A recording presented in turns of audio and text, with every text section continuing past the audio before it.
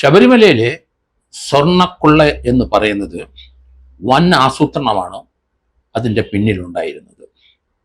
വൻ കവർച്ച തന്നെയാണ് അവർ നടത്തിയത്. കാരണം ഇതിൻ്റെ ബുദ്ധികേന്ദ്രം ഉണ്ണികൃഷ്ണൻ പോറ്റിയും പങ്കജ് പണ്ടാരിയും ഗോവർദ്ധനനും അവർ 3 പേരും ശബരിമലയിലെ 1-2 പേരുമാണ് ഈ വൻ കവർച്ച ആസൂത്രണം ചെയ്ത് തുടർച്ചയായി വർഷങ്ങളായി അവിടുന്ന് സ്വർണം കടത്തിക്കൊണ്ട് പോകുന്നത്. നമ്മളെയൊക്കെ കരുതുന്നതിനപ്പുറമുള്ള ഒരു കവർച്ച തന്നെയാണിത്. ആരും അറിയില്ല എന്നാണ് അവർ കരുതിയത്.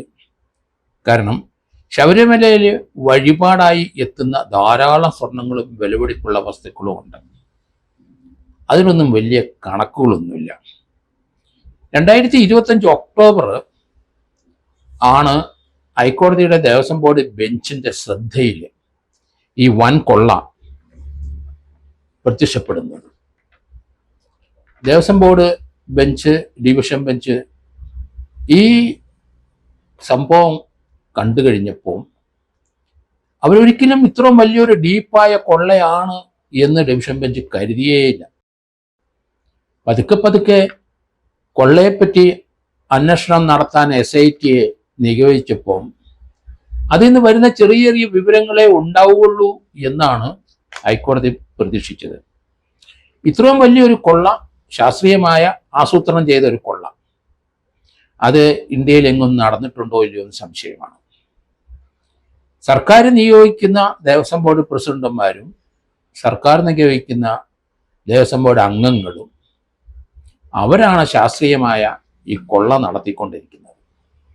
അതിന് ബുദ്ധികേന്ദ്രം ഉണ്ണികൃഷ്ണൻ പോറ്റിയും പങ്കജ് പണ്ടാരിയും ഗോവർദ്ധനും തന്നെ. മുരാരി ബാബു ഉൾപ്പെടെയുള്ള 1-2 പേര് 1998 മുതൽ ഇതിൻ്റെ പിന്നിലുണ്ട്.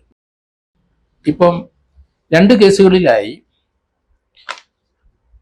SIT അന്വേഷിക്കുന്ന കേസ്. 2 കേസുകളിൽ ആദ്യത്തെ കേസിൽ 15ഓളം പേര് പ്രതികളായിട്ടുണ്ട്. രണ്ടാമത്തെ കേസിൽ 12ഓളം പ്രതികളുണ്ട്. പ്രതികളുടെ ജാമ്യാപേക്ഷ ഹൈക്കോടതിയിലെ SIT എതിർത്തു.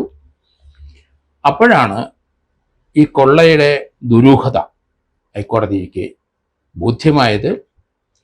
19-ാം തീയതി ഹൈക്കോടതിയിലെ വീണ്ടും ഇടക്കാല റിപ്പോർട്ട് SIT കൊടുക്കും. ജാമ്യാപേക്ഷയിൽ SIT അതിശക്തമായി എതിർത്തു. SIT ഇപ്പം പറഞ്ഞിരിക്കുന്ന ഒരു കാര്യമുണ്ട്. ശബരിമലയിൽ വഴിപാട് നടത്തുന്നതിനായി പലരും പല രീതിയിലുള്ള ഫോൾസ് അക്കൗണ്ടുകൾ തുടങ്ങി അതിൽ കൂടെയാണ് പണം നിക്ഷേപിക്കുകയും അല്ലെങ്കിൽ അതുപോലെ ഉള്ള ശബരിമല വഴിപാടിനുള്ള സംഖ്യകൾ വരുന്നത്. ഇത് പലരുടെയും പേരിൽ ദുരൂഹമായ പല അക്കൗണ്ടിൽ കൂടെയാണ്, 100 കണക്കിന് അക്കൗണ്ടുകളാണ്. അതിലേക്കൊക്കെ വെളിച്ചം വീശാൻ സമയങ്ങൾ എടുക്കും. ഇപ്പോൾ തന്നെ 2025 ഒക്ടോബറിൽ ഹൈക്കോടതിയുടെ ശ്രദ്ധയിൽ ഈ വിവരം വരുമ്പോൾ പിടിവീഴാനുള്ള സാധ്യത ഉണ്ട്. അത് തുടക്കത്തിലെ അത് തള്ളിക്കളയണം എന്ന് പങ്കജ് പണ്ടാരിയും ഗോവർദ്ധനും ഉണ്ണികൃഷ്ണൻ പോറ്റിയും കൂടെ തീരുമാനിച്ച് അവർ 2025 ഒക്ടോബറിൽ ബാംഗ്ലൂരിൽ സമ്മേളിച്ച് എങ്ങനെയാണ് ഇതിൽ നിന്ന് രക്ഷപ്പെടേണ്ടത്, എങ്ങനെയാണ് മൊഴി കൊടുക്കേണ്ടത് എന്നുള്ള കാര്യങ്ങളൊക്കെ അവർ നിശ്ചയിച്ചിരുന്നു. കാരണം ദേവസ്വം ബോർഡും ഗവൺമെൻറ്റിൻ്റെ ഒരു ഭാഗവും തങ്ങളുടെ കൂടെ ഉണ്ട്.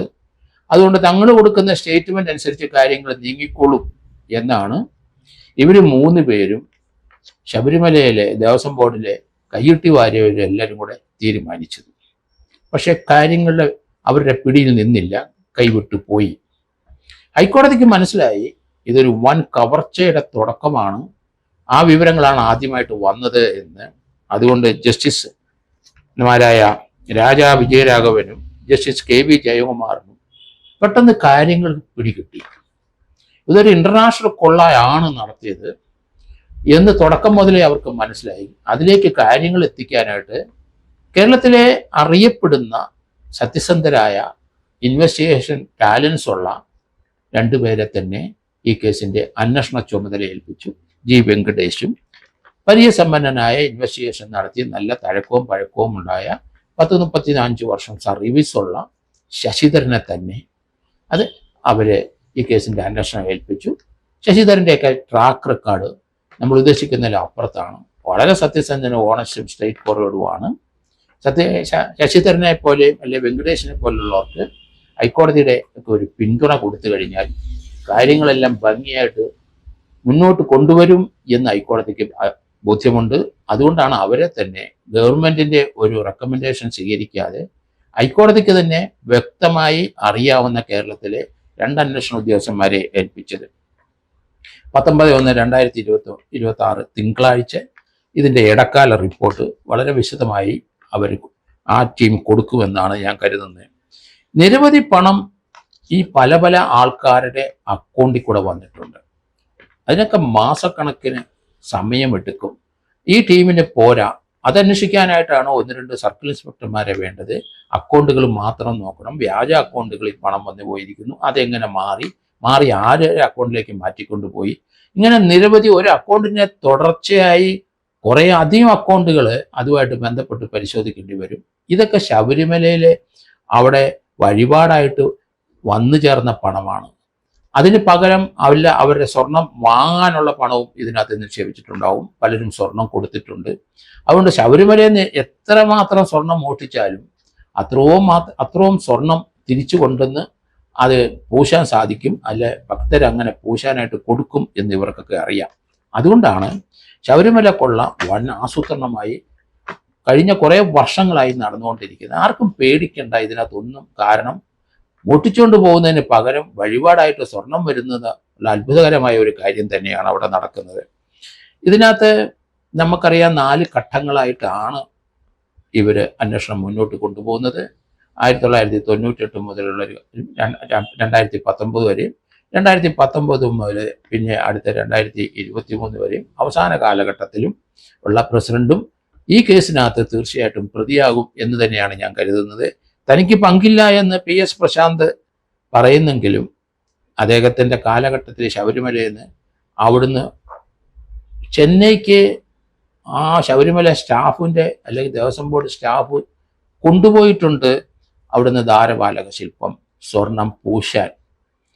ഈ പ്രശാന്ത് എന്ന് പറഞ്ഞ അദ്ദേഹം അങ്ങനെ ഒരു നടപടിക്രമം ശബരിമലയിൽ നേരത്തെ ഉള്ള ഒരു സ്വർണം വീക്ഷിക്കാനായിട്ട് ചെയ്തിട്ടുണ്ടെങ്കിലും ശബരിമലയിലെ ഒരു വസ്തുക്കളും വെളിയിലോട്ട് കൊണ്ടുപോകാനുള്ള അനുവാദമില്ല, കൊണ്ടുപോകാനും പാടില്ല. അങ്ങനെ കൊണ്ടുപോകണമെങ്കിൽ തന്നെ ഹൈക്കോടതിയുടെ ദേവസ്വം ബോർഡ് ബെഞ്ചിന്റെ ഒരു തീരുമാനം വേണം. പിന്നെ എന്തിനാണ് ദേവസ്വം ബോർഡ് ബെഞ്ച് ഇവിടെ സൃഷ്ടിച്ചിരിക്കുന്നത്?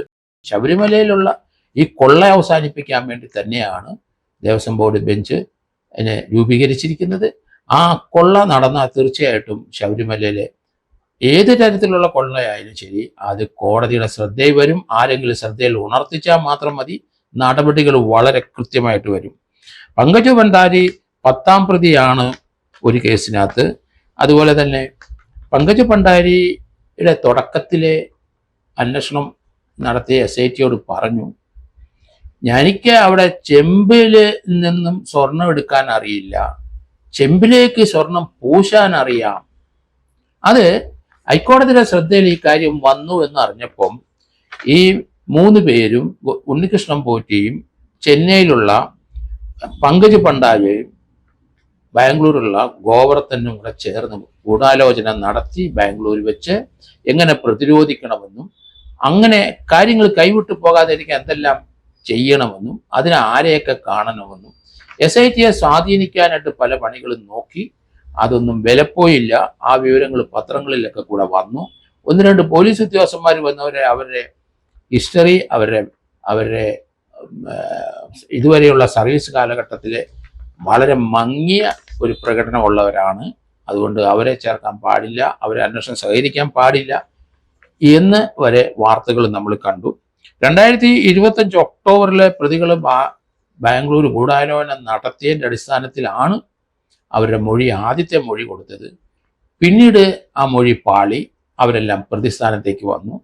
നമ്മൾ വിചാരിച്ചത് ഗോവർദ്ധനും അതുപോലെ പങ്കജ് ഭണ്ഡാരിയും ഒക്കെ നല്ല ആൾക്കാരാണ് എന്നാണ് വിചാരിച്ചിരുന്നത്. പക്ഷേ ഈ ഗൂഢാലോചന തുടക്കം മുതലേ അവരുണ്ടായിരുന്നുവെന്നും അവരൊക്കെ വളരെയധികം പണം സമ്പാദിച്ചെന്നും ശബരിമലയിലെ പ്രസിഡന്റും ദേവസ്വം ബോർഡ് പ്രസിഡന്റുമാരും അവിടുത്തെ മെമ്പേഴ്സുകളുമൊക്കെ ബൃഹത്തായ രീതിയിലുള്ള കെട്ടിടങ്ങൾ വെക്കുകയും സ്വർണങ്ങൾ വിറ്റ് അതിൽ നിന്ന് വന്ന പണം ഉപയോഗിച്ച് അവർ സ്ഥലങ്ങളും അതുപോലെ പല പല സൗധങ്ങളും കെട്ടിപ്പൊക്കിയിട്ടുണ്ട്.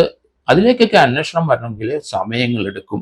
അതുകൊണ്ട് ഇതുവരെ റിമാൻഡിൽ കിടക്കുന്ന 9 പ്രതികളെയും ജാമ്യത്തിൽ വിടാൻ പാടില്ല.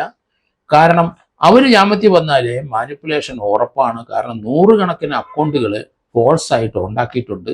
അതിൽ നിന്ന് പല സ്ഥലത്തേക്കും പണം ട്രാൻസ്ഫർ ചെയ്യേണ്ടതുണ്ട്.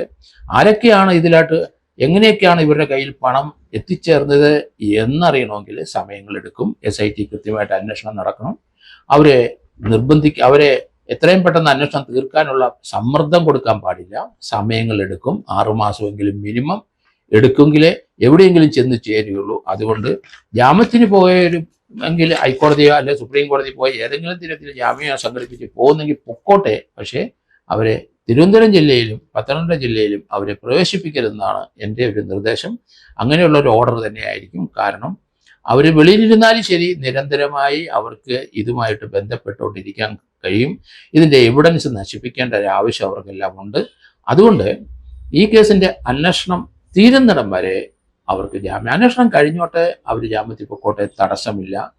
ഇതിനകത്ത് ശങ്കരദാസിൻ്റെ അറസ്റ്റ് ഉടനെ ഉണ്ടാകും എന്ന് തന്നെയാണ് ഞാൻ കരുതുന്നത്. ജയശ്രീ എന്ന ഒരു സ്ത്രീയുടെ അറസ്റ്റ് നടത്തേണ്ടതുണ്ട്. ഇനി 15ഓളം പ്രതികളുള്ളവരെ 9 പേരെ വന്നുള്ളൂ, 6 പേരെ പ്രതിയാക്കേണ്ടി വരും. ഈ പണം ദുരുപയോഗം ചെയ്ത അല്ലെങ്കിൽ പണം കൈമാറ്റം ചെയ്യാനുള്ള ഇടയ്ക്കുള്ള ആൾക്കാരുണ്ട്.